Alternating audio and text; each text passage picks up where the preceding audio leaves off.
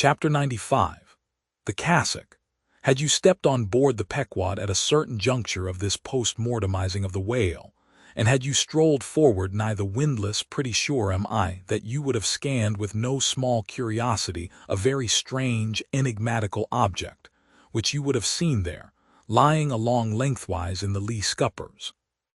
Not the wondrous cistern in the whale's huge head, not the prodigy of his unhinged lower jaw, not the miracle of his symmetrical tail.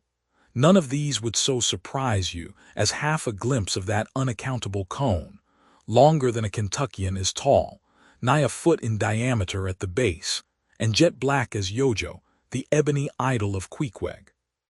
And an idol indeed it is, or rather in old times its likeness was. Such an idol as that found in the secret groves of Queen Macha in Judea, and for worshipping which King Asa her son did depose her, and destroyed the idol, and burnt it for an abomination at the brook Kedron, as darkly set forth in the 15th chapter of the first book of Kings. Look at the sailor, called the mincer, who now comes along, and assisted by two allies, heavily backs the grandissimus, as the mariners call it, and with bowed shoulders staggers off with it as if he were a grenadier carrying a dead comrade from the field.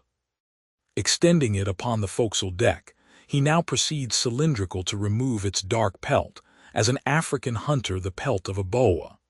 This done, he turns the pelt inside out, like a pantaloon leg, gives it a good stretching, so as almost to double its diameter, and at last hangs it, well spread in the rigging, to dry.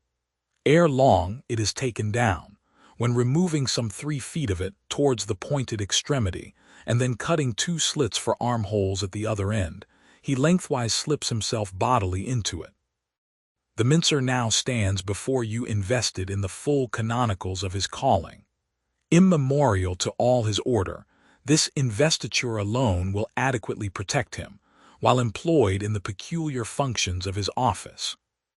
That office consists in mincing the horse pieces of blubber for the pots, an operation which is conducted at a curious wooden horse, planted endwise against the bulwarks, and with a capacious tub beneath it, into which the minced pieces drop, fast as the sheets from a rapt orator's desk.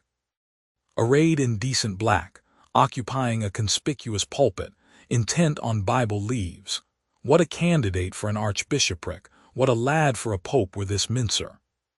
Bible leaves, Bible leaves. This is the invariable cry from the mates to the mincer. It enjoins him to be careful, and cut his work into as thin slices as possible, inasmuch as by so doing the business of boiling out the oil is much accelerated, and its quantity considerably increased, besides perhaps improving it in quality.